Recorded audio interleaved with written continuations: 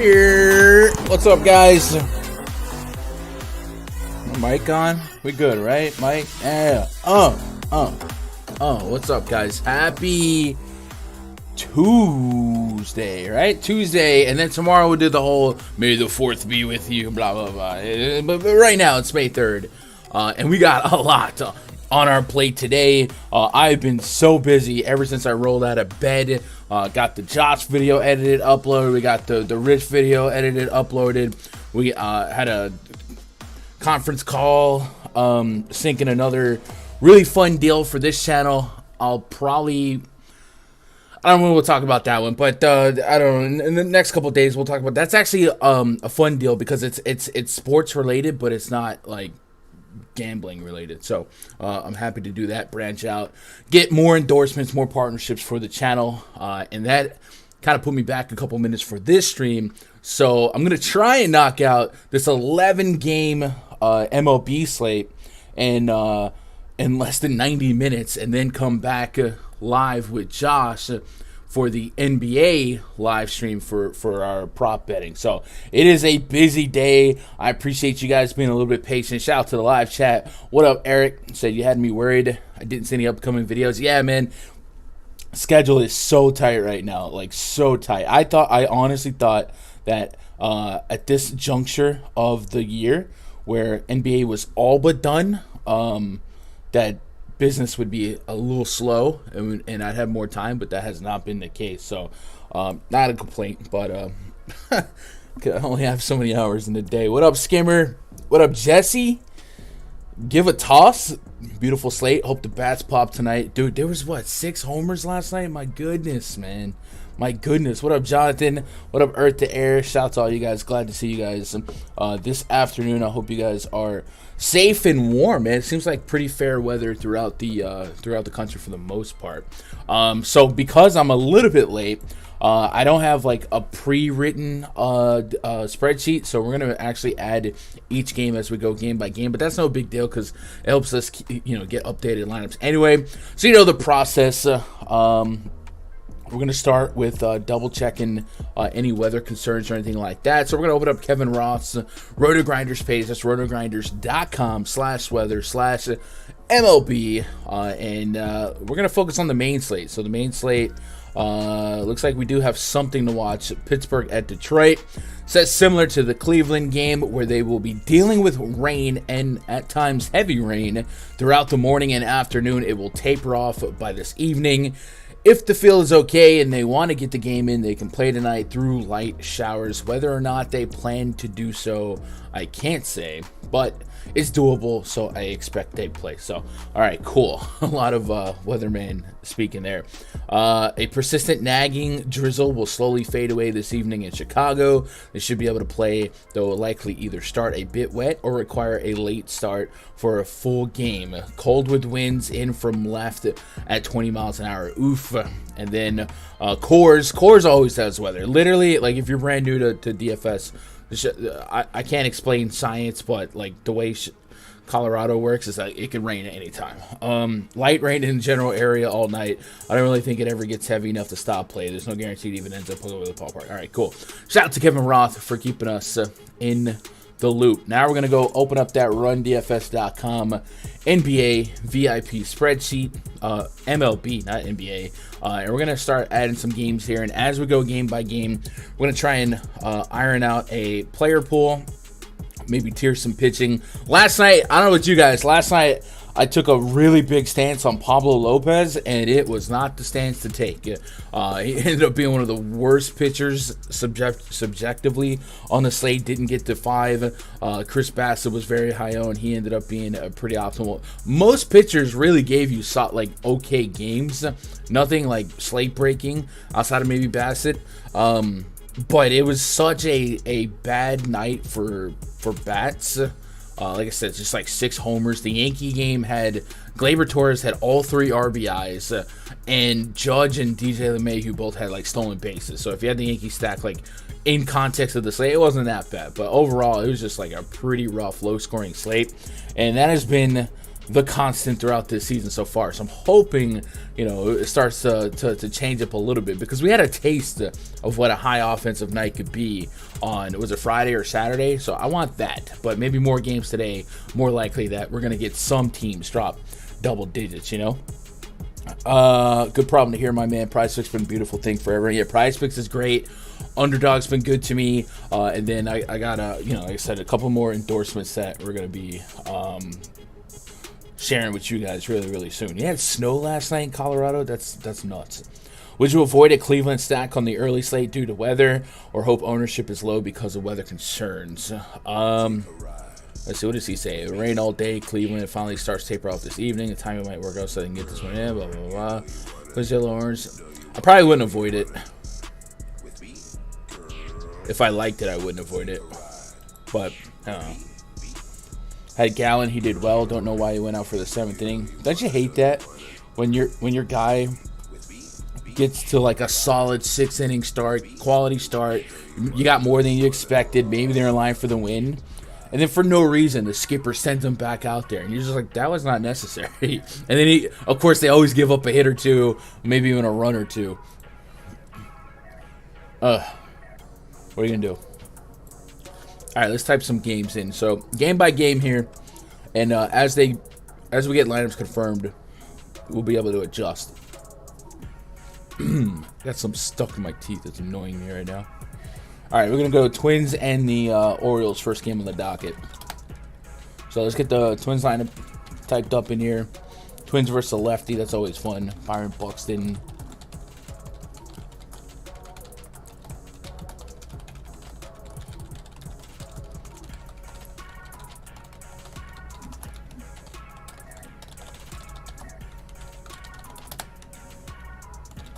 Joe Ryan.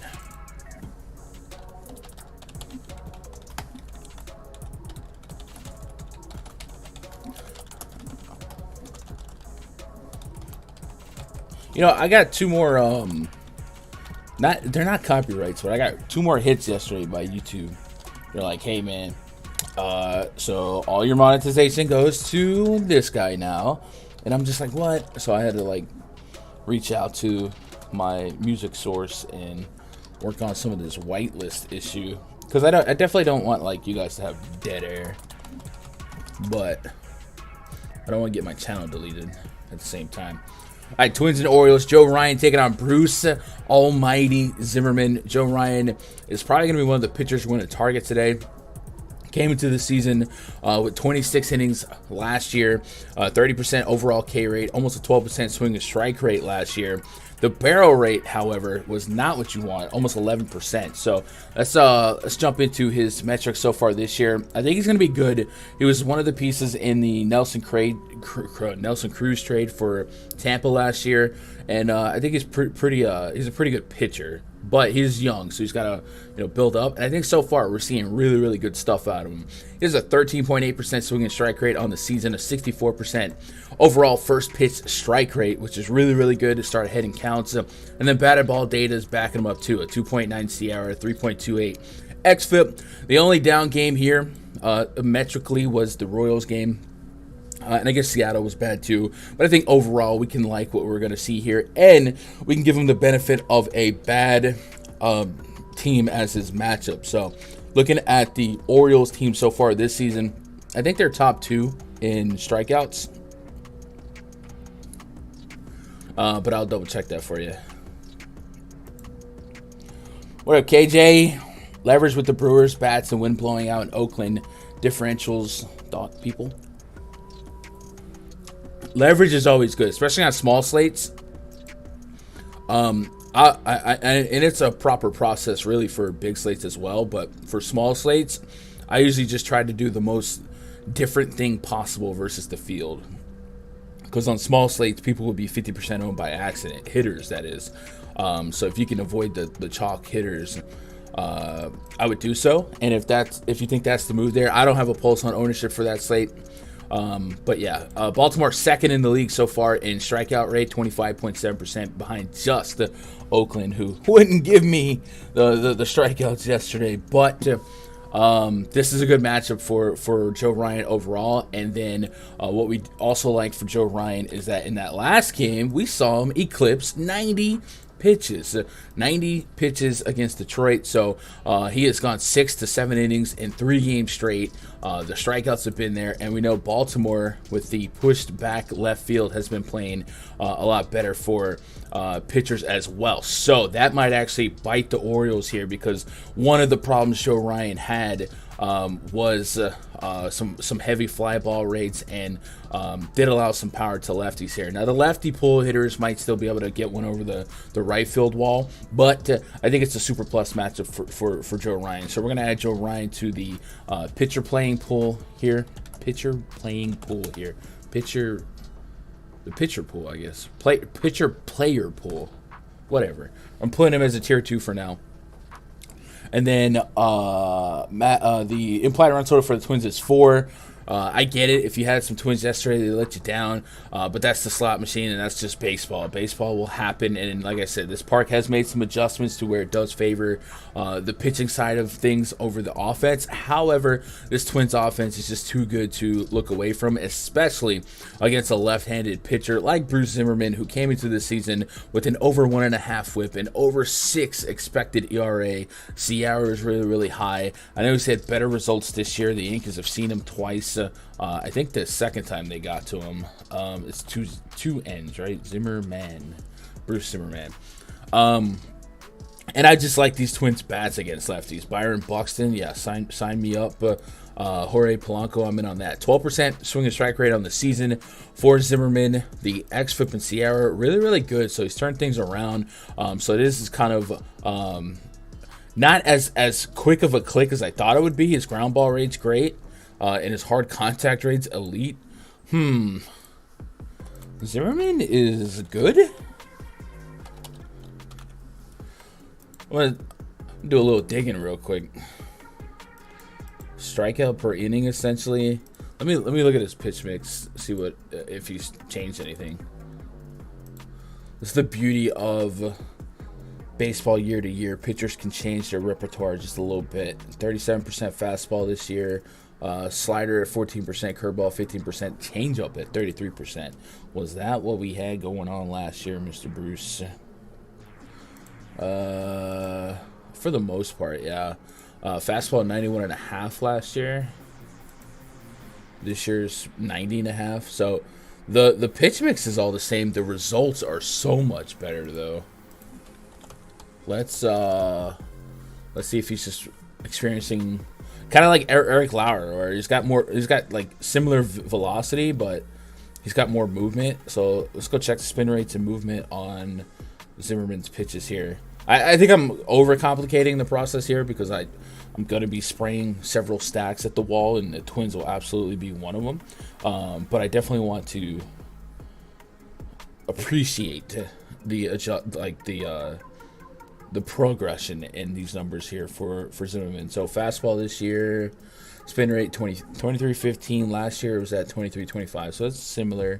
Changeup is better this year. Slider is the same-ish. Curveball,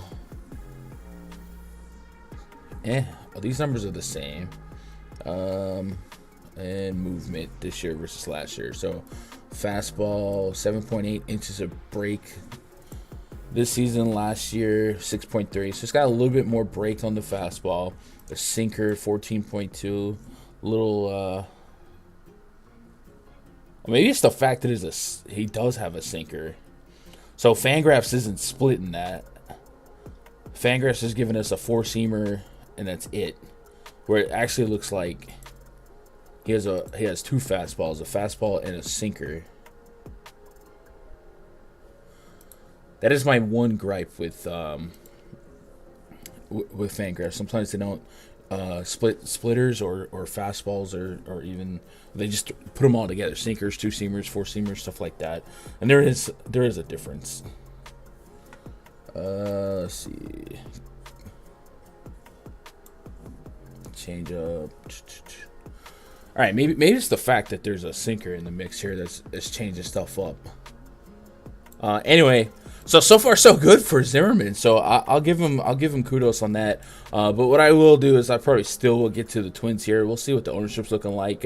Byron Buxton, Carlos Correa, Jorge Polanco, Gio Urshela would be 4 guys that I target in that split. Gary Sanchez doesn't hit for a great average, but when he does make contact with a lefty, he hits for great power, almost a 260 ISO the last 2 seasons against lefty. So I'm in on that. And I'm not really there on the Orioles bats here. So if I had to work on a stack list here, I'm gonna put the Twins at the bottom for now. I'm gonna give a little respect here to Zimmerman, and maybe we'll see regression, but so far so good for him. What up, ACP? He didn't miss much. I just started. What up, Mike? Could you pitch both Ryan and Zimmerman? That ballpark isn't giving up many runs. Man,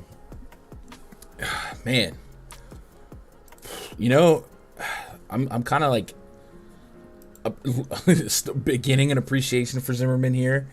I didn't think I mean I probably won't pitch Zimmerman, but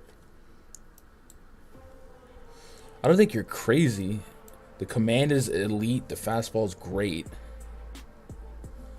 and I don't know. I do think there is some upside at pitching today, where I don't want to get too far down here in some of these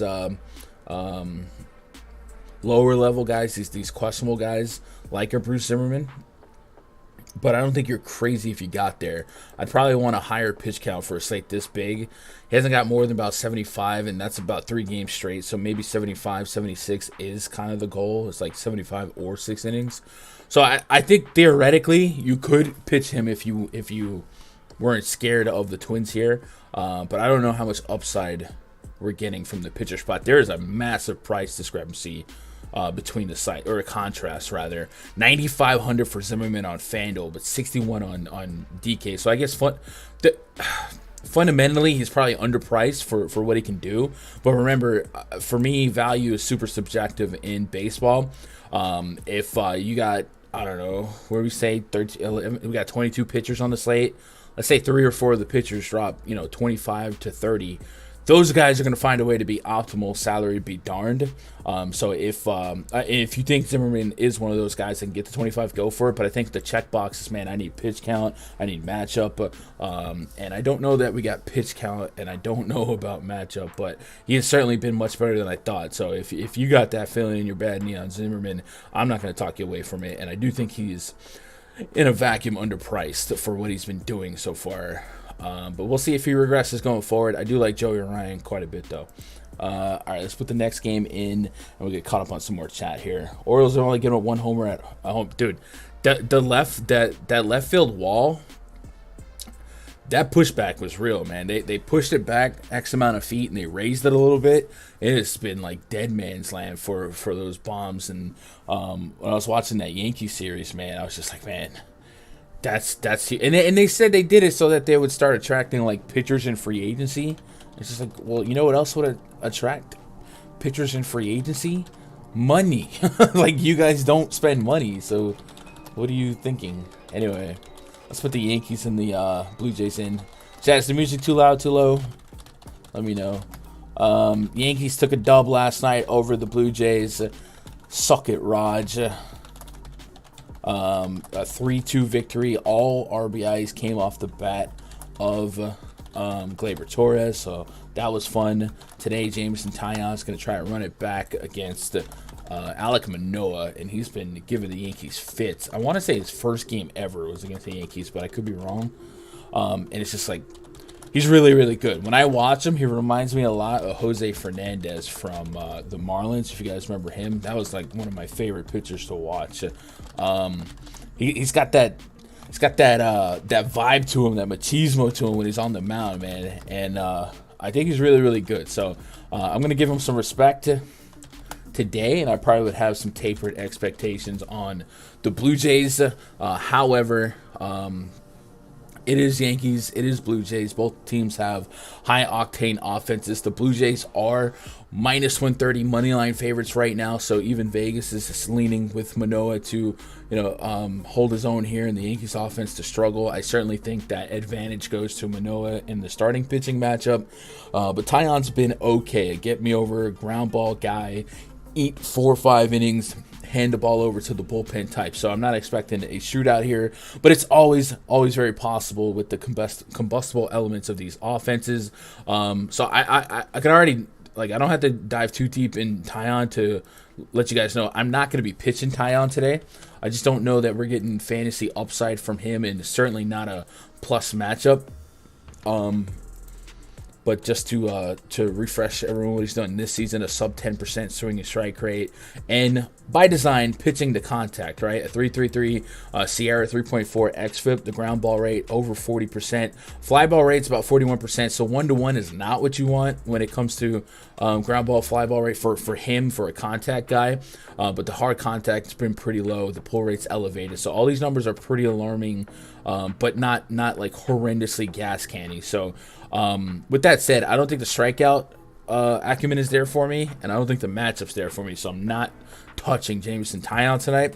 And then Alek Manoah, he has the strikeout stuff, and this Yankees lineup certainly can feed him some strikeouts. So I think Manoah, bias aside, will be one of the pitchers we roster tonight. It is a high risk, high reward type of matchup, but that's what you get when you face the Yankees. But good pitchers are just good pitchers. 13.6% swing and strike rate on the season, 65% first pitch strike, a 3.7 xFIP, a 3.4 Sierra.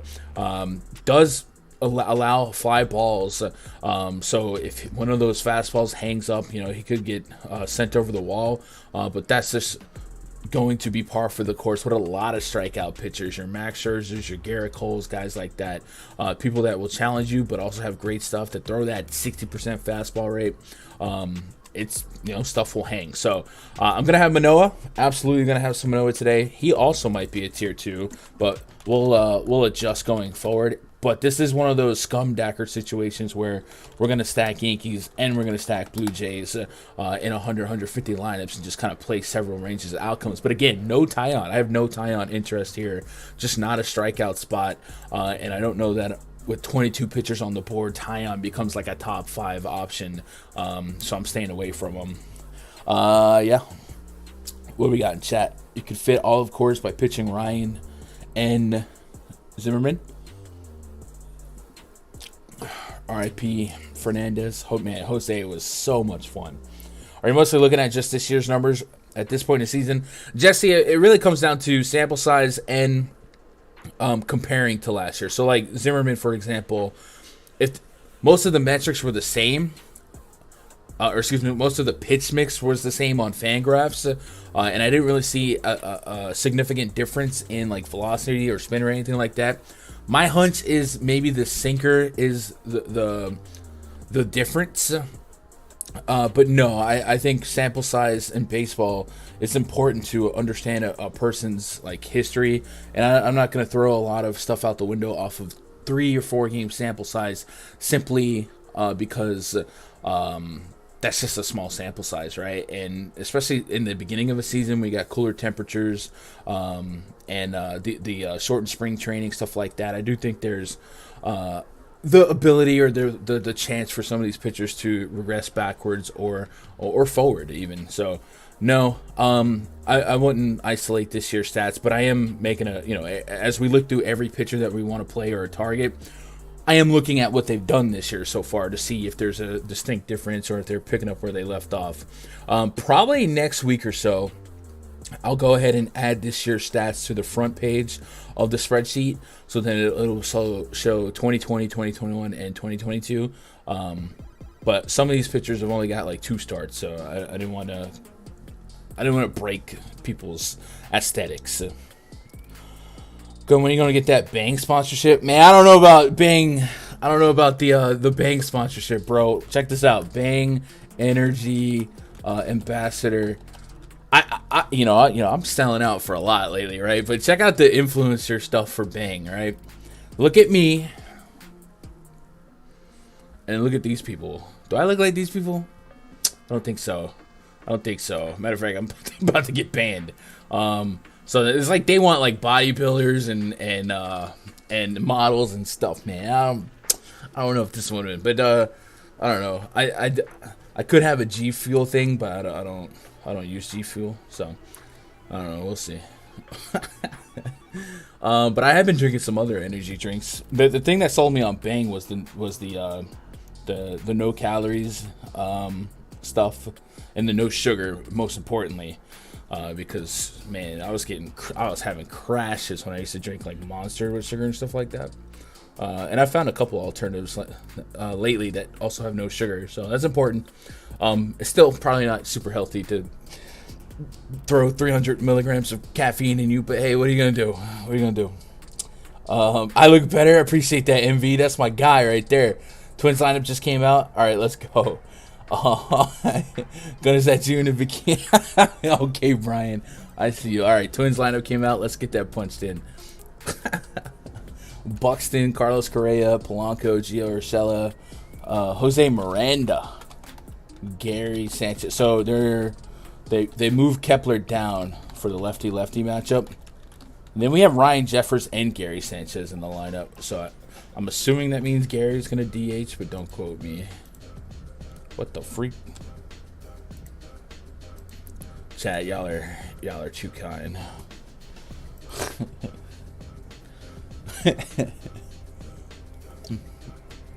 Check out C4, dude. When I was working out, I would use C4 as a pre-workout, bro. I could see sounds. You know what I mean? That stuff is whew. That stuff was. I'd go to the gym and you mix it with the water. My goodness, bro. And then I'd be in the gym for hours, bro. Just doing. I would have so much energy, and I would just literally. I would work out till I could feel my heart stop pumping, dude. Like that stuff is insane. I don't know if that much energy sitting at this desk is the right move for me. But maybe if I ever get back into working out and make a return to the wrestling ring or something, we'll pop that back open. Honestly, when I juice or when I drink like smoothies and stuff like that, bro, I get like real alert. I love that stuff, but I don't know why. I don't stick to it. This is a confirmed Red Sox lineup, by the way. Still waiting on the Angels. JBJ in the 9 hole. All right, pitching matchup here is going to be Michael Wacha taking on Thor. Thor got scratched a couple days ago in his last start against the White Sox for, I guess, an illness. Looks like he's ready to go here. We have an implied run total of 4.6 for the Angels, 4.1 for the Red Sox. I don't have an interest in pitching Wacha here against this Angels offense. This Angels offense has been really, really solid. I'll double down on his stats this year. See what we've done so far, or what he's done so far, but I don't imagine that Wacha's going to emerge as one of the pitchers that I'm going to roster tonight. Sub 10% swing and strike rate, 56% first pitch strike rate. Yeah, nothing stellar. The xFIP and Sierra have been fine, so like I'm not taking that away from him, but this Angels offense has been really doggone good. I think Ohtani had the day off yesterday, don't quote me, and that makes a really, really strong lineup out here in Fenway. Trout is from Jersey, right? So maybe he's got some fans in the stands out there in Fenway. I think it's just a really strong spot for offense. I definitely like the Angels here. And then one of the reasons why I wanted to target Syndergaard from the with the White Sox the other day is watching him in his first couple starts. And if you remember his starts for when he used to play for the Mets, he has not figured out how to hold base runners at all. Like at all. Let me see, stolen base. Do they show stolen bases allowed? I think he's allowed like 7, something crazy like that, right? Let's see, pitcher stolen base allowed 2022. We're just gonna Google that and hope that that is a thing. Here we go. Razball looks like a good source. So for 2022, stolen bases allowed. Well, he hasn't allowed 42. I don't know what this means. He's allowing a 93% success rate for stolen bases. What is this number right here? Either way, he can't hold runners, guys, and it's been really, really cringe. Oh, that's for the last couple of years. Okay, and So I'd like the thought of some of those White Sox bats, those Tim Andersons, Luis Roberts get on. I do think the word is out. So I think if the Red Sox get on, you'll see more of the same here. So even though Trevor Story or Xander Bogaerts, even probably not Rafi Devers, but a couple of these guys that get on that you don't really play for anything other than hoping for a cheap bomb or some ribeye potential. I think the likelihood of them challenging Thor with trying to steal a base is very real. And then Alex Cora is unfortunately a good manager. And you can't win the World Series in April, but you can lose it. And the Red Sox are fourth in the division, so I expect Alex Cora to start being much more aggressive, and that's usually the style he plays with anyway. So I don't mind getting to some Red Sox stacks here and hoping that they activate. They can steal on Syndergaard, start playing aggressive on the base pass, and then it's just a really plus hitter's park. Especially with the way that the ball is playing these days. So I think I'm going to be targeting both offenses. If you wanted to take a shot on Thor, I wouldn't talk you down. I do think his underlying metrics, the swing and strike rate, the K percentage, all that stuff is going to start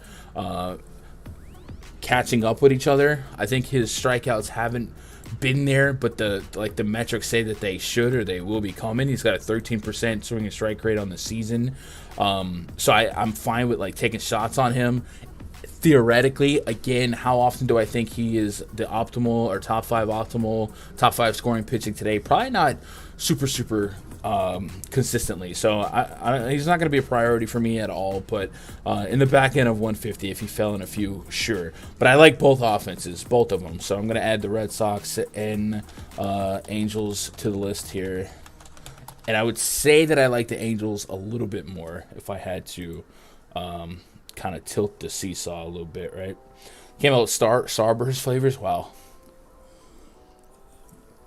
Brian says C4 is a great pre-workout. I knew it was working once I started chewing water. Man, I tried. I was gonna go shopping once, right? And I was like, you know what? I'm sluggish. Let me try some of this C4. So I took some C4, and then I got halfway to Walmart and realized that I forgot my car.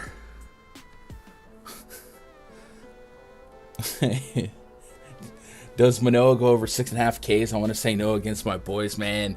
Manoah's really good. I would say we wait for the official Yankees lineup to come out. But Manoah's really, really good, so I wouldn't be shocked if he turns it on, man. That's probably a bet I would stay away from personally. Thor's allowed 8 stolen bases. Yikes. It's under fielding on Fangraphs. All right, cool. Fielding.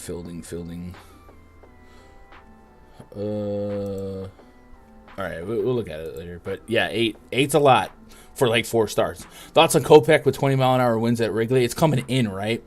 Yeah, sure. Kopech is a good strikeout guy. What's this pitch count looking like?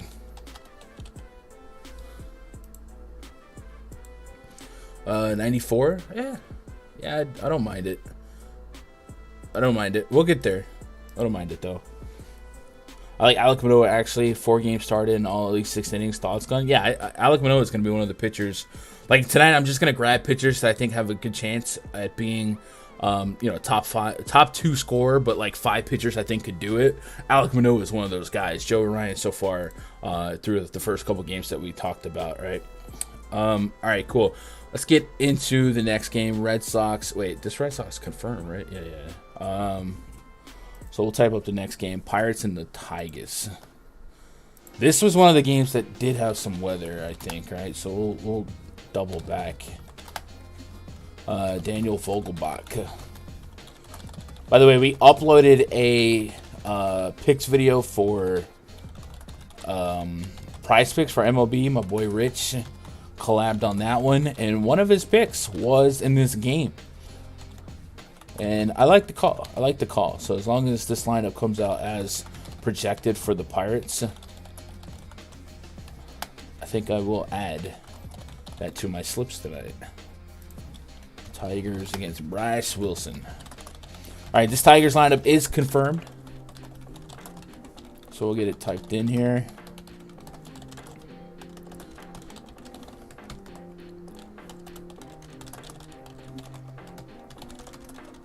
Whoops.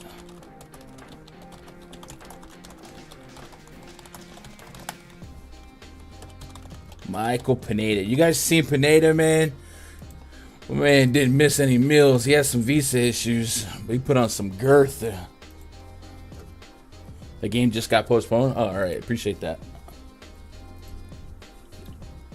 Well, I guess I don't like that call anymore. All right. Good call. So we'll just leave that out of the spreadsheet then. Good timing.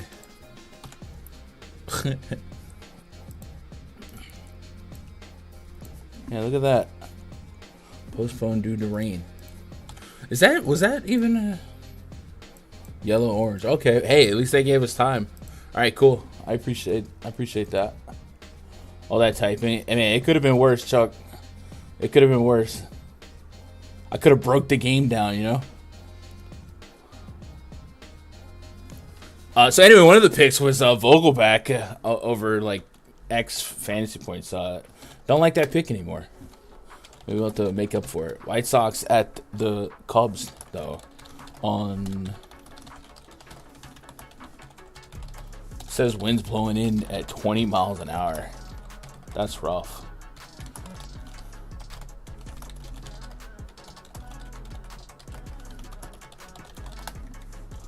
Michael Kopech. So obviously that's going to help pitchers. Whoa. I didn't type that. You didn't see that.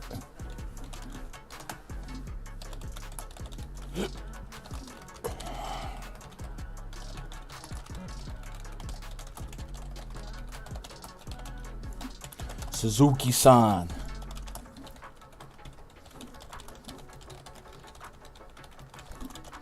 So, Wrigley win games, man, both in and out, tend to be trolly.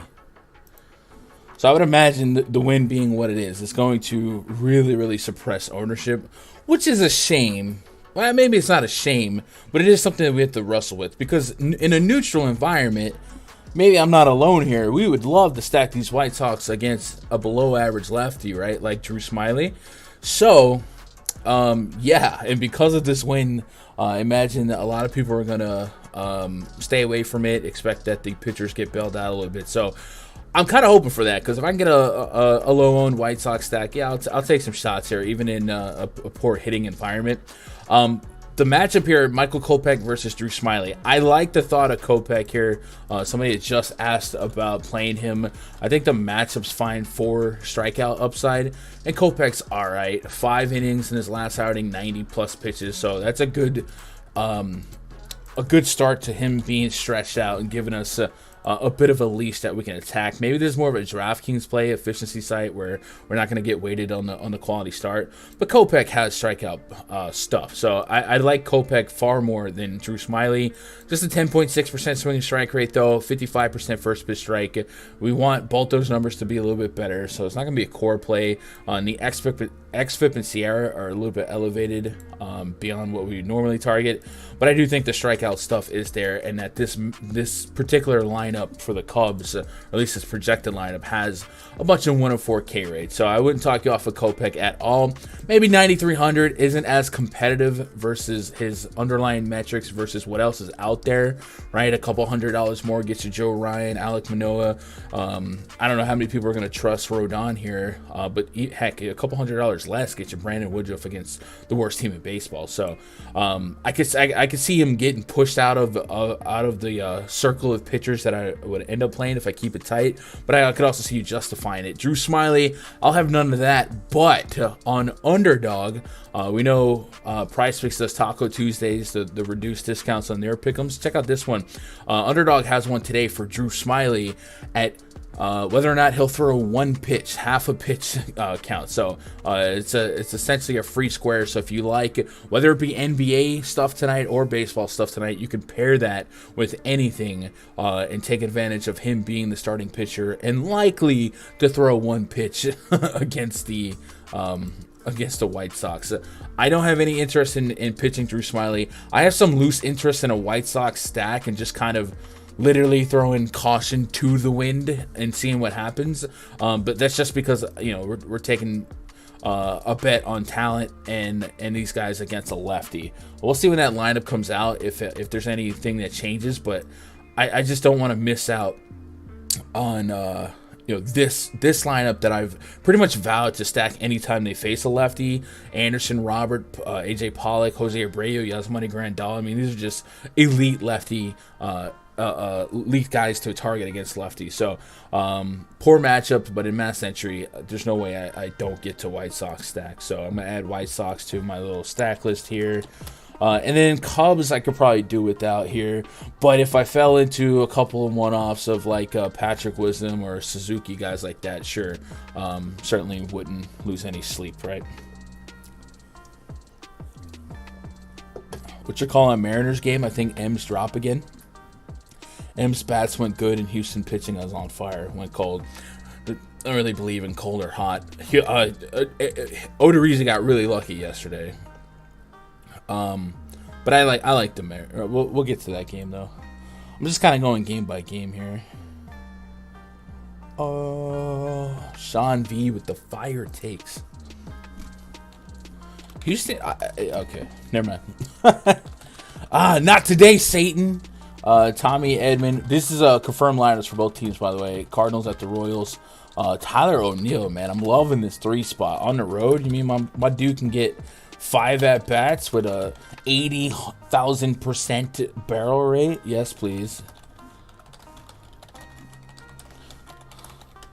Dude, I can't type today. Maybe I do need C4. I'd break the keyboard. I would just like imprint my fingers and nails into the into the desk. All right, confirmed lineup for the Cards. Now Royals against the righty Dakota Hudson, Edward Olivares. Man, old Royals, they took a big hit. Alberto Mondesi towards ACL, all right? That sucks. Merrifield batting 5th. Jeez. MJ Melendez. I was flipping this dude's card in MLB The Show the other day. And he's a lefty, not a righty.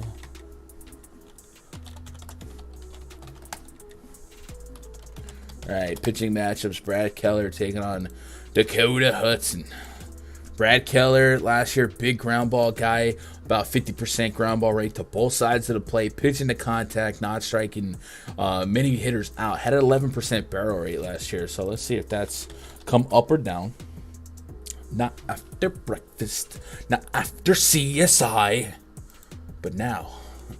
9.6% swing strike rate, 61% first pitch strike rate. So, yeah, still pitching to contact. Sierra and X-Flip's been fine, though. Hard contact is down. The ground ball rate still really, really high, 56%. So, he's doing what he's supposed to do. Go out there, pitch to contact, get some outs, and get 5-6 innings.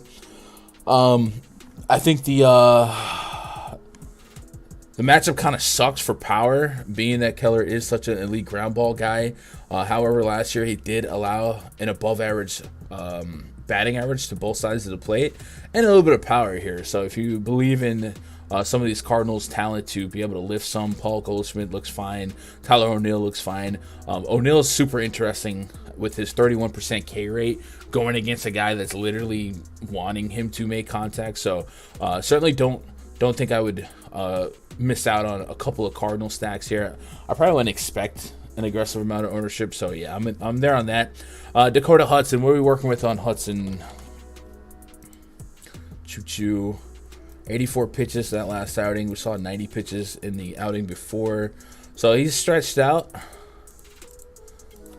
And what are the metrics so far telling us on Hudson?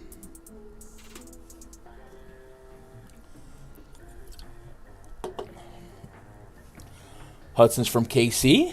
Nice. That's a good call, Jason.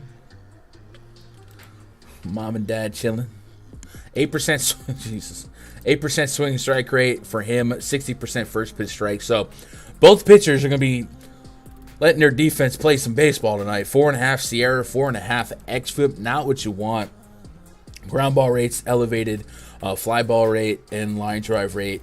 His numbers are really similar to Brad Keller, but the pushback is that his Sierra and his X-Flip are a lot higher than Keller. So Yeah, I think we get a lot of defense involved in this one. And hey, man, you put the ball in play, things happen. So I don't have any interest in either pitcher, and I'd be fine with targeting bats from either side. I don't hate some Cardinals bats either, by the way. I think the Royals bullpen is pretty attackable. Let me double check that.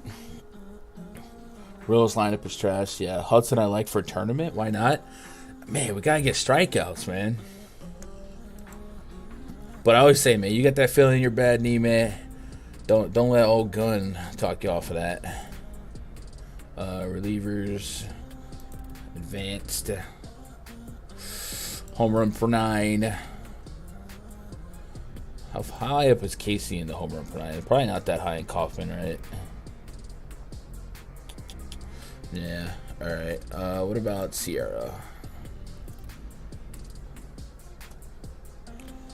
Okay, Casey's like a little below average in bullpen Sierra, bullpen xFIP, stuff like that. The bullpen walk rate's elevated, so I feel like I have a soft spot throughout the season for the Cardinals, man. And I guess that's been that way for a couple years, but I just really like this lineup, man. O'Neill, Goldie, Arenado, Edman, those are just fun names to click on. So all those guys are in the pool for me today. What up, OMG? Doing all right? You need a coffee? Coffee would be great. I usually don't drink coffee till way later. I let this 300 milligrams relax for a little bit after a couple waters. Then we'll drink a coffee. All right, let's move on to the next game. So bats only from that game for me.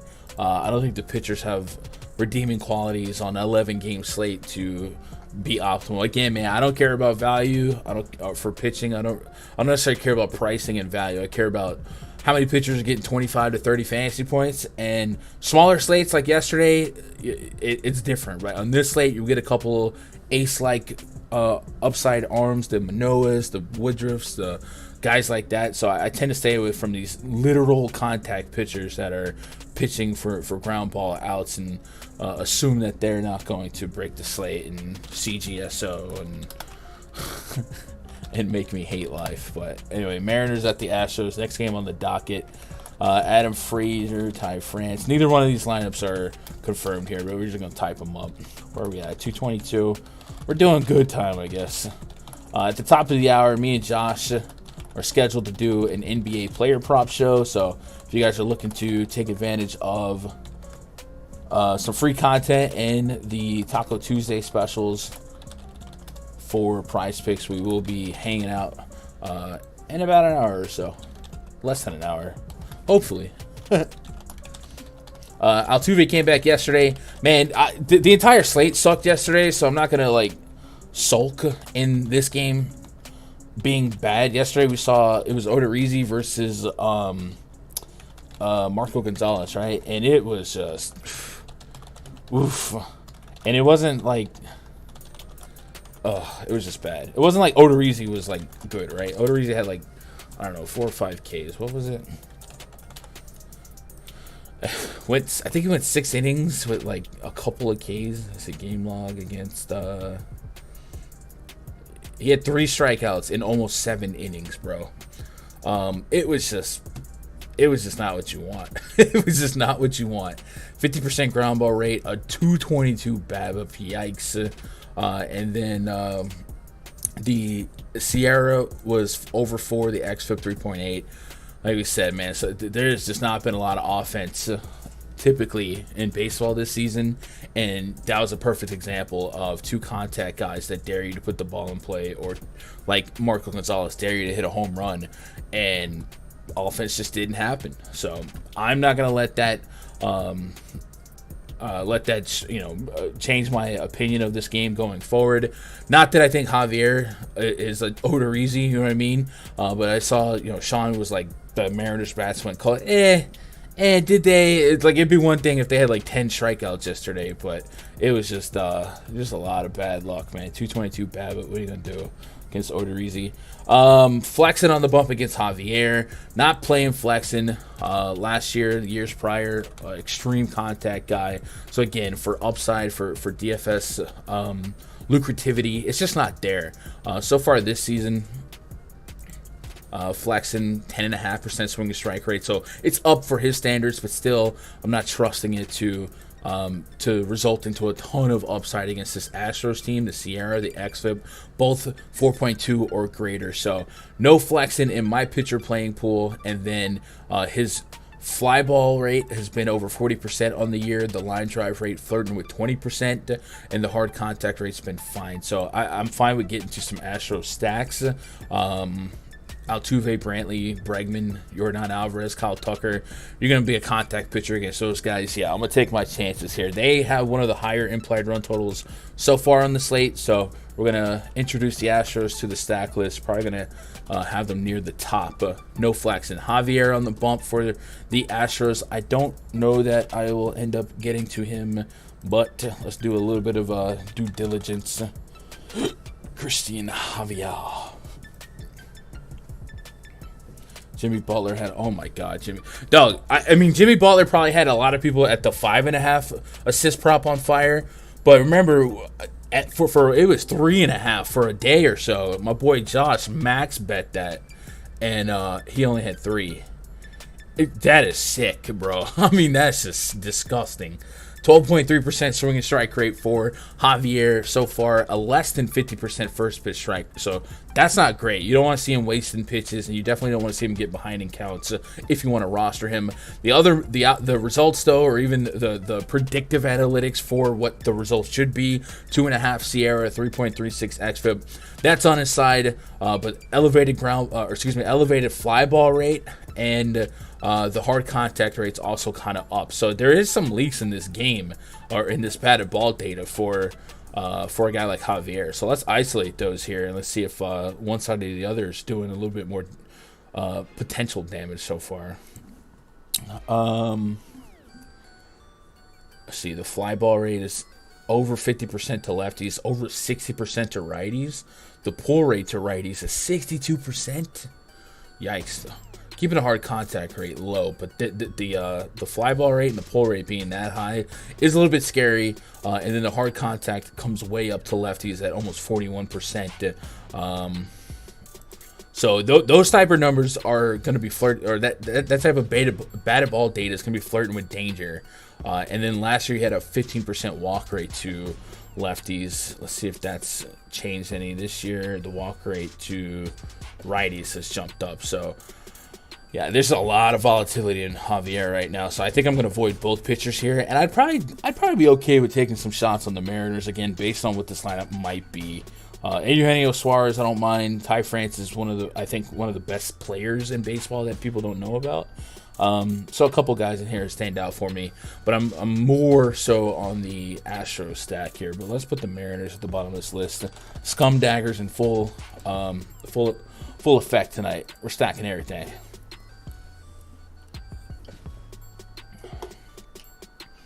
Hudson's from Tennessee. What is dude talking about? Not from KC. Yeah, I don't know. Let's see. Dakota, Hudson.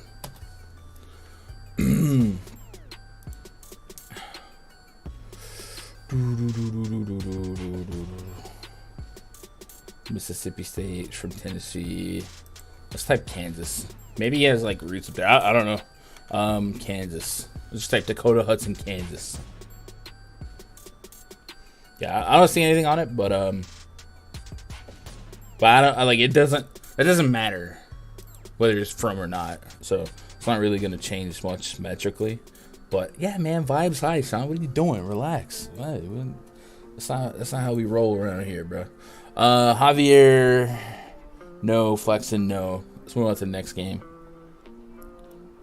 Coors Field. All right, cool. Get that typed up. Eric Fetty taking on Herman Marquez.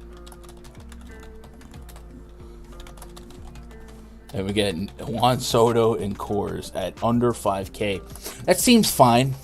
This seems fine.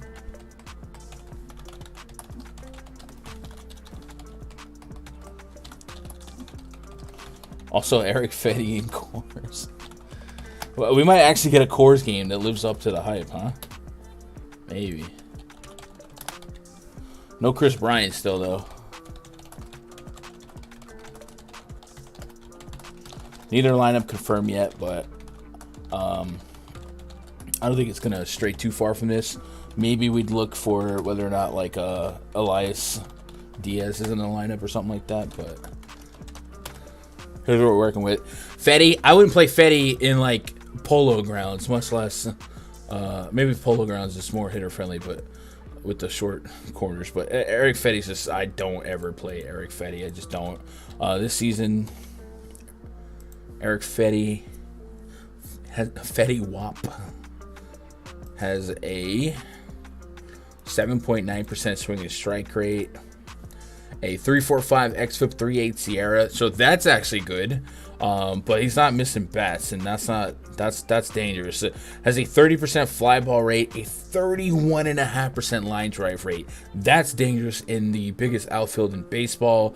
And then here's one that should really alarm us is that I guess cutter, slider, fastball. I don't know why Rich was telling me about his curveball. He doesn't have a curveball.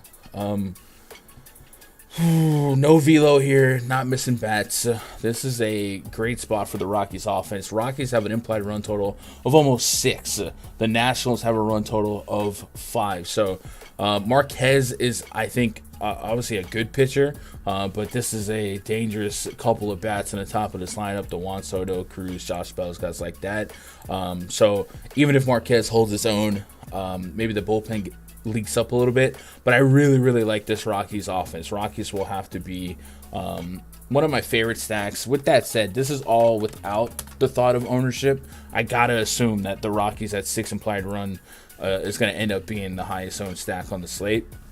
So then, as we start making leverage-based decisions or EV tournament decisions, go for it. But in single entry, stuff like that, I'll be looking for ways to get access to the Rockies. I just don't think Fetty is cut for Coors tonight. But if Marquez held his own tonight, I wouldn't be surprised. So like maybe if the Nats end up elevated ownerships at elevated ownership, I wouldn't be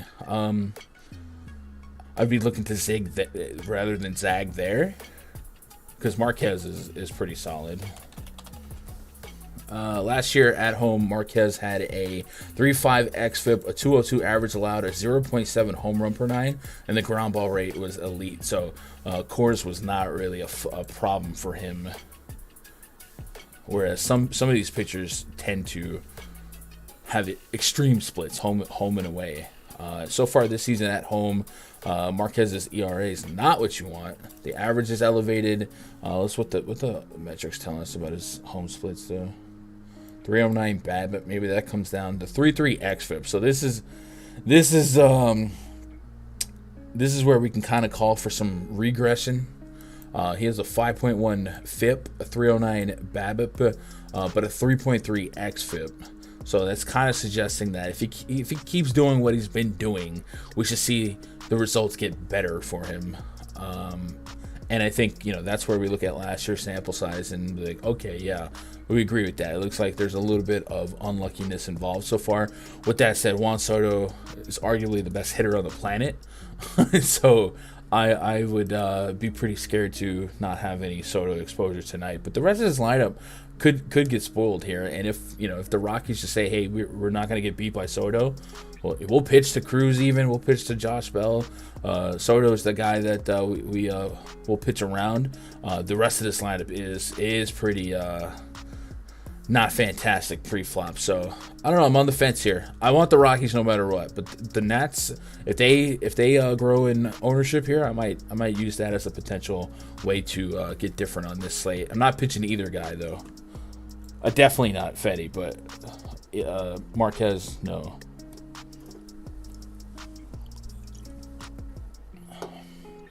Love Washington tonight. You love Washington, Jonathan?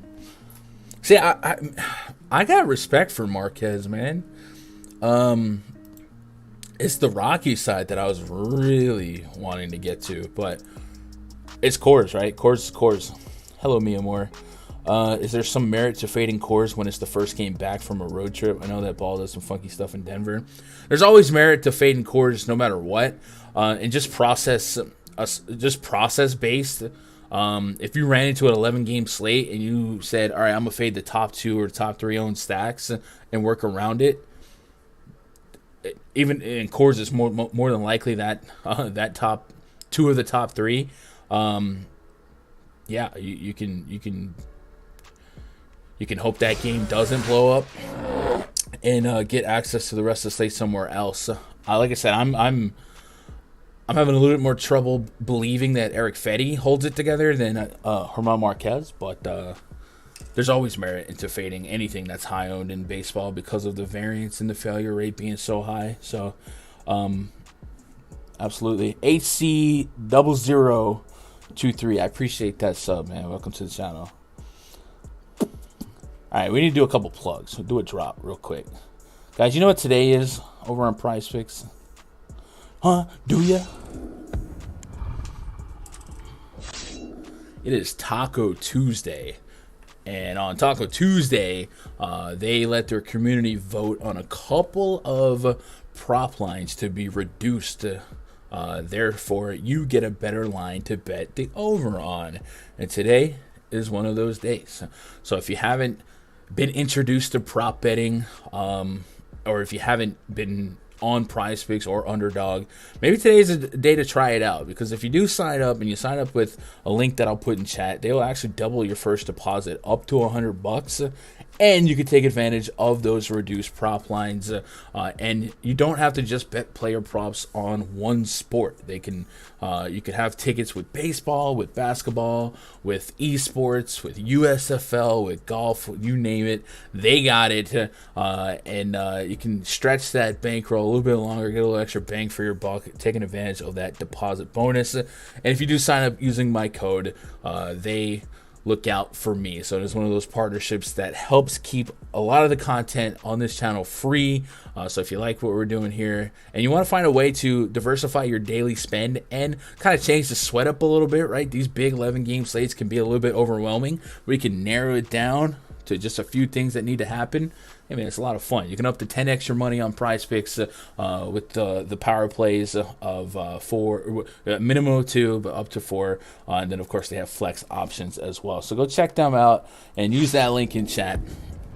And then if you check out the description below, there's a link to a free Discord. And we have a community of, I think, 500,000 of you guys that are in there, and a lot of you guys are chopping it up, sharing plays every day, so you can bounce ideas off of each other and maybe tail other people's cards. I see people grinding esports in the middle of the night when I check my phone. Next game on tonight's docket, the Rays at the Oakland Athletics. So let's get the Rays lineup typed up. And I keep saying 11-game slate. I guess it's officially a 10-game slate now, so you know. Pretend I didn't say 11.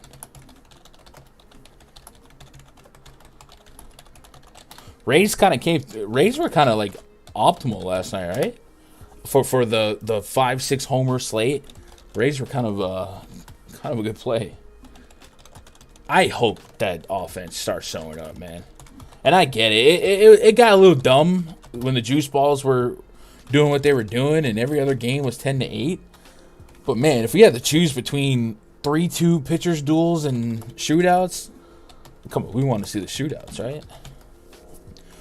And I think it goes beyond just the fact that we want more scoring, but man, there is some baseballs that are absolutely smoked, like smoked.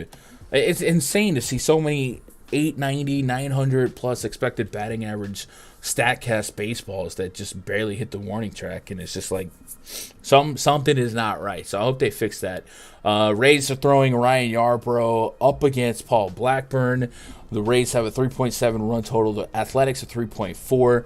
Yarbrough, last year he was a mix, in the last couple of years, a mix between an opener and a reliever, but not quite a stretched out starter. It's going to be his first appearance on the season. It says Rays manager Kevin Cash confirmed Yarbrough will be activated from the 10-day injured list to start Tuesday's game in Oakland. All right, so we want to see how he was looking in his rehab starts from Durham. I do CSGO, man. I have some people in my Discord that they chop up CS:GO, but Call of Duty, Valorant, stuff like that. I was just like, man, it's crazy.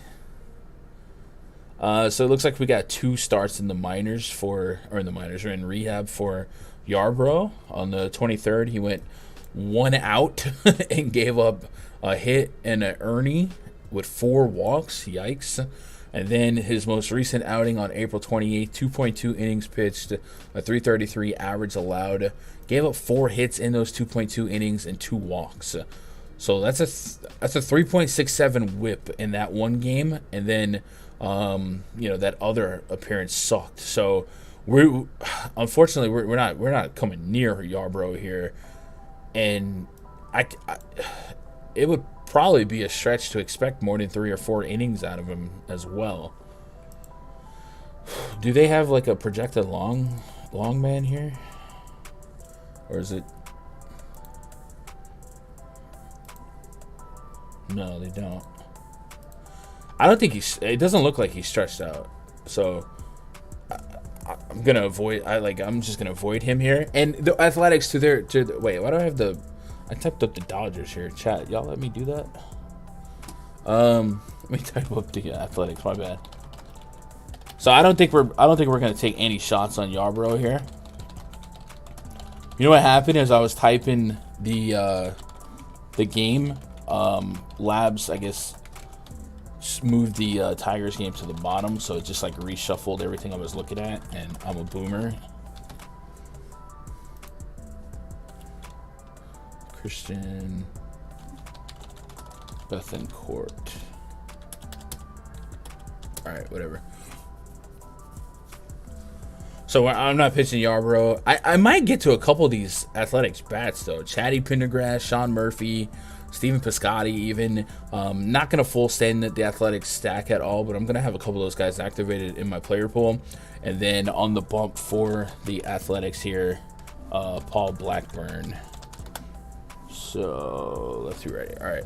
And then Blackburn is a kind of like a Flexen or something like that, where he's been pitching or has been pitching more to contact. I think this year his numbers have kind of risen a little bit, so we'll do some investigating on that to see if we want to get into any Rays stacks. 11.4% swinging strike rate for Blackburn. So he's come down a lot from that opening game. We had almost a 17% swinging strike rate, then 11, then a 3, then a 13. So I'd probably expect him to be closer to like an 11 and a 10, something like that, giving him the benefit of a doubt, since he was just like a 6% swinging strike rate the last couple of years.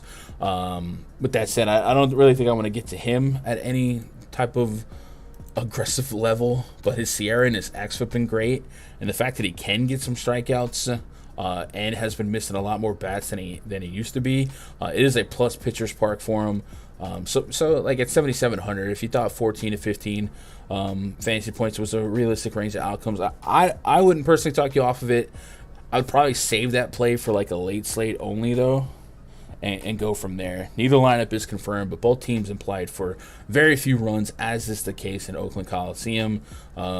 But neither one of these guys are looking like tournament-winning upside guys, and I don't see any redeeming qualities in taking the chance on Yarbrough, because even if Yarbrough was stretched out, right, he's still not the best pitcher metrically, and it doesn't look like we should expect more than 3 or 4 innings at best. So give me none of either pitcher. And I'd be more so into cherry picking these bats than full stacking. Yeah. Is Rodon the pitcher to play tonight, or look for value at pitching? I think Rodon's a pitcher to play tonight. Great pitchers can beat great hitters. Certainly his matchup isn't warm and fuzzy. So the matchup will probably keep his ownership down. But I think there's fine pay-up options like Joe Ryan, Alek Manoah, guys like that. Look just fine. And I guess we could play the range of outcome where the slate itself doesn't have any 25, 30 fantasy point pitchers, so maybe we can be a little bit more open to the idea of playing like a Blackburn or something, or Kopech, guys like that, and just expect that 20 plus is kind of the okay, give me 20 plus on DraftKings and we'll go from there. And then that might open up your core salary. Rodon's only 10K too. Like I still think he's underpriced, but the Dodgers are the Dodgers. So I guess this would be one of those. We either play the ownership, we do the opposite of the ownership of Rodon, or we just play both sides of Rodon, take a big chunk of that, and then also kind of hedge it with some Dodger stacks, because I imagine the Dodger stack. I feel like people aren't playing the Dodgers as much as they should be anyway, and they'd probably be less likely to play him against a guy like Carlos Rodon. I think Lamont Wade's a junior. I don't know what the deal with Lucas Williams. What's on my phone? Ketel Marte's not starting your lineup, but he's starting today for Arizona. I picked him back up, so he's due to suck again. Implied run total for the Giants, 3.3, 3.9 on the Dodgers. So again, not a lot of offense expected here, and Carlos Rodon has been really, really good. So it's an unstoppable force, immovable object type of matchup. 9, 8, 9, 12 Ks the last couple outings for Rodon. The walks have been 2, 2, 2, and another one 2, unfortunately. But it could be worse for what we know Rodon historically. I will say this. I guess maybe sans the Mets, Rodon has had a pretty good strength of schedule. The Marlins, the Guardians, at Cleveland, I think that was kind of a cooler game. The Mets, also kind of a cooler game. And then Oakland is just really, really bad. So this would be a true test to kind of see him in a Giants uniform against, Vegas favorite world champion contenders, and see if there is some regression due. Or even just, him not being as elite to just be like a free 30 fantasy points. On the season, a 16% swing and strike rate, 61% first pitch strike. The Sierra and XFIP are just sparkling. The fly ball rate a little bit elevated, but we can true fly ball rate that down, looking at that 18% infield fly ball rate. So it's closer to like 30%. And the line drive rate's been great as well. But again, kind of a easier road behind him than ahead of him. So maybe we'll keep an eye on that. But just metrically, we got a whole year of sample size from last year. This is one of the best pitchers in baseball. So we're going to have to get some exposure to him. But inversely, this is one of the best offenses in baseball. So I'm going to have to get to some exposure to them. And I expect maybe the uncertainty between both sides might suppress ownership on both sides. So if you're going to scum Dacker it up like me, you can get coverage for both sides of that and maybe not have to exhaust too much of your lineup equity. So I'm going to play both sides of that. We're definitely getting to some Carlos Rodon. I'll be honest, man, my pitcher pool so far is not as deep as I want it to be, so we might have to expand, elongate on it a little bit. So real quick, thinking back, the thought of Zimmerman now on DK, chat, I know I was a little light on him earlier, but looking at what he's done so far this season and kind of thinking back to how I don't really have a deep pitching pool, I think we might get 6,100 Bruce Zimmerman in the player pool. Is that okay with you guys? So let's do that. Bruce Zimmerman, let's put him in the player pool. And then I still don't want any Tyon. I don't want any Walker. Thor's still justifiable. The Red Sox offense has just not been that guy, pal. But it just sucks with Thor. If he lets one on, it's just that guy's going to be in scoring position sooner than later because of his inability to hold runners. Kopech, I think we're certainly going to add to the list now. And then what else we want to do? Keller, Hudson, no. Flexen, Javier, no. But no. Marquez, no. I guess Urias is at least worth discussing. Urias had velocity concerns to start the season and swing and strike rate concerns to start the season, and then had some mixed results. It looked like he was progressing the right way.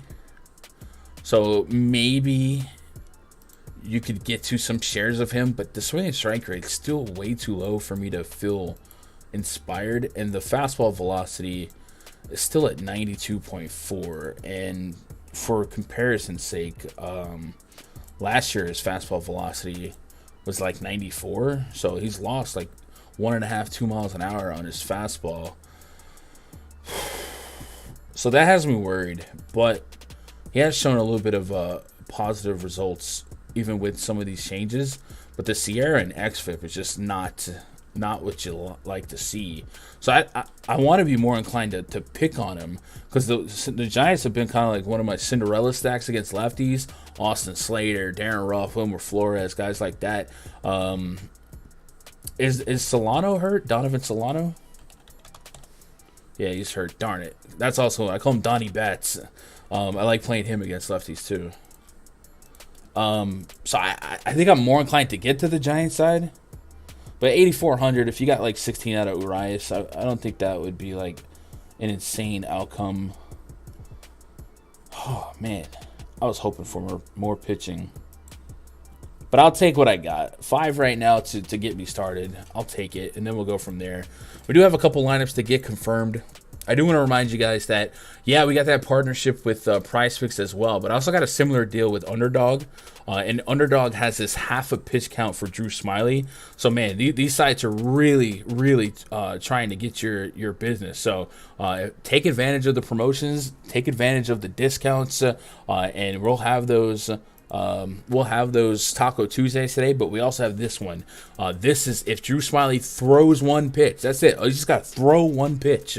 That is a dub. I think you can get either 25 or $50 on that. Pair that with something else and start your Underdog journey. So if you want to try Underdogs, a lot like PrizePicks, but they also have a lot of other stuff. They're known for their best ball. They announced their best ball mania. You can get on there. The link's in chat. They will also double your first deposit up to $100, and you can up to 20 extra entries. And they also have this fun little rival mode where you can pit 2 guys against each other in the same game, and kind of choose who you think will win. And they put a little handicap on either side. For example, they have Mountcastle +1 fantasy point versus Jorge Polanco. Aaron Judge total bases versus Bo Bichette. Stuff like that, right? A little fun stuff to lean one way or the other. So good way to shake it up and change up your experience as you sweat. Guys, we have almost 100 people hanging out. Can we get some likes, a little like push, man? You guys hit that like button. I would appreciate that. And then let's get caught up on chat. And then let's get caught up on a couple of these lineups. And then let's get ready for the NBA stream. I skipped the Milwaukee game. Okay, it felt like it was a little light. You sure right. I did. All right, you know what's funny about that? Is I have Woodruff on the thumbnail. So that's a good catch. Because that's going to give us 2 more pitchers. Like, that saves the slate for me. Tyler Naquin. Stutter. You know what? I have on my second screen this. This is the Fantasy Labs page. So as I was going game by game, the Detroit game got postponed. So when a game gets postponed, it gets moved from here to all the way to the bottom, and it just like moves everything up one. And somewhere in that transfer, Milwaukee got lost in the on my screen. So that's an incredible catch, and this game should be pretty quick and easy to decipher. But if you are a RunDFS.com VIP member, make a mental note that this game is at the bottom of the index portal, and it's not going to be chronologically ordered. And we do have a confirmed lineup for the Brewers.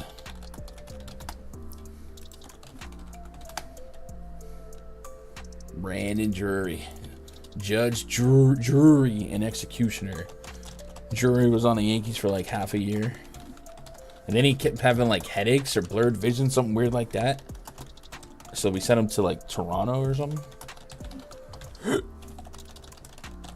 Or vice versa. I don't know what the timeline was, but I remember him having like blurred vision. It was weird. All right, Woody taking on Tyler Mahle. Roddy Telez. All right, this Brewers lineup is confirmed. So both pitchers are going to be in the mix for me. But Woodruff is a huge click for me here. The Reds, I believe, are still the league's worst team in like the WRC plus metric. So let's go look at advanced. Sort the entire league from WRC plus. Yeah, Cincinnati has a 68 WRC plus, and then K percentage. Cincinnati is 4th highest strikeout rate. So those two numbers alone, mixed with the fact that Brandon Woodruff's kind of good, I think Woodruff is going to be introduced into at least a tier 2 for us on our pitching player pool. But maybe he ends up being a tier 1 before it's all said and done. So far this season, Woodruff has a 12.5% swing and strike rate. His batted ball data, 3.9 Sierra, 4.25 on the xFIP. But getting better, right? And a lot of this is from a rough start at Chicago, Seattle. Tough matchups, or not tough matchups, but tough outings. And then I guess the benefit of a poor strength of schedule, back-to-back starts against Pittsburgh, but the numbers at least got better. So as a pitcher gets a couple of starts under his belt, we expect a guy to the caliber of Woodruff to get better. So Woodruff, welcome to the player pool. I'm going to start him as tier 2, but I think he's going to end up being a tier 1 when it's all said and done. And then Tyler Mahle on the bump for the Reds. And one of the things about Mahle that people don't really give him the credit for is he strikes out lefties really well. A 29% K rate to lefties last year was higher than his 25% K rate to righties. So the Colton Wongs, the Yelich's, the Rowdy Telez's, the Omar Narvaez, we can not be as as normal, because it's not like he suffers from splits where he's going to knock out his handedness more so than the opposite side. 7 Ks in 11 innings against lefties so far. 17 Ks against 11 in 11 innings against righties so far. So far this season he hasn't been striking out lefties at that same clip, but he's still somebody I'm fine with getting behind. I want to see more strikes though. He is having a pretty big walk problem overall. So he's not going to make he'd probably make a tier 3 entrance to the player pool. 61% first pitch strike though. So it looks like he's getting ahead in counts and then losing the counts. Double digit swing and strike rate. And then the home road splits, man. Last year on the road, 3.87 xFIP with a 27% overall K rate and a home run per night at 0.5. How does that look so far this season? Home and away. On the road, no homers. Let's get the metrics so that I don't want to look at the results. I want the metrics, bro. Away, 1.6 whip. So yeah, that walk rate's coming up on him, a 10% walk rate, but a 30% K rate on the road. Again, very, very small sample size, but the xFIP is on his side here, 3.04. So I'm going to introduce him into the tier 3 category of the pitcher playing pool. And that's all I got to say about that. And now let's get back to the index portal. Yeah. You like Noah, Darius? I'm cool with that. What up, Josh? Blurred vision. Maybe he had too much C4. Hey, maybe. I think C4 isn't on the ban list, right? All right, a couple lineups in, then we'll get out of here and we'll get ready for the NBA stream. And if you guys have any lasting questions, comments, concerns, throw them at me in the chat. I don't know what tomorrow's schedule is looking like for baseball. I know in the middle of the week they used to screw things up. But assuming that there's a main slate in the afternoon, we'll do another afternoon stream. I don't have a conference call scheduled tomorrow at the moment.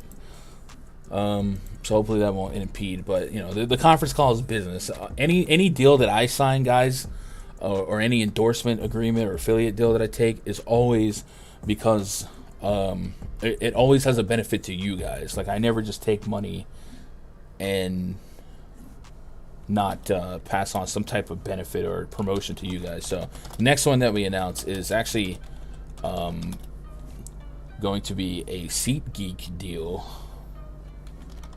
where you guys can get $20 off of a ticket to any sporting event. So I'll have more details. I'll probably announce the details in the Discords later, and then we'll have graphics and stuff set up for stream. So that's that'll be fun. Angels lineup is out as well. Taylor Ward, Mike Trout, Shohei Ohtani, Anthony Rendon. And the other day at the end of one of my streams the other day, somebody said that I was kind of defending Fantasy Cruncher, and it was get that ad money. I wanted to be that one. I want you guys to know I get no monetary incentive for promoting Fantasy Cruncher. I have a partnership to get you guys a voucher through rundfs.com, but I don't make any commission, anything off of that. I literally took that deal because it would save people in my community a little bit of money, right? So that's why we did that one. So just know we're keeping it real out here, man. Any deals we sign on to has an intention to benefit you guys as well. Rockies, no. Athletics, no.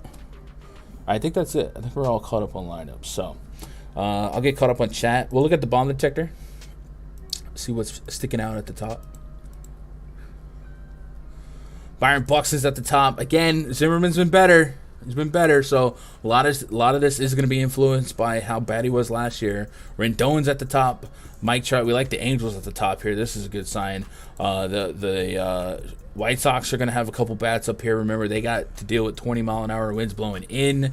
Mike Zunino's on here. That's an intriguing one because Zunino is one of those guys with like an 18% barrel rate, and he's facing Paul Blackburn, who's going to dare him to put the ball in play. And Blackburn did have a home run problem to righties last year. We also have to make sure he's in the lineup because he hasn't been a strict everyday starter.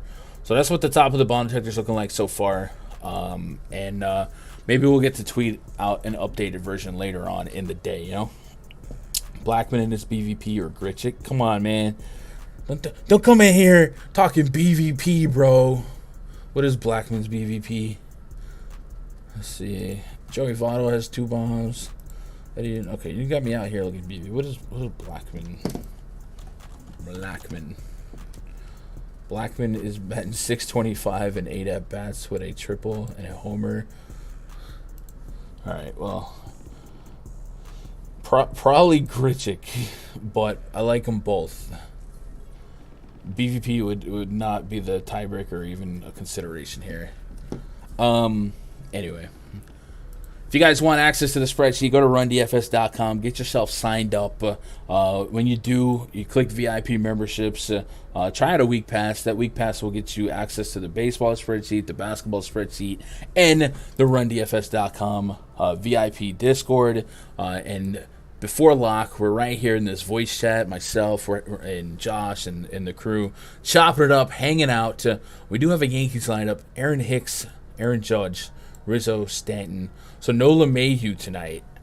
That makes Manoah even more lucrative. LeMahieu last month tied Judge for most hits. And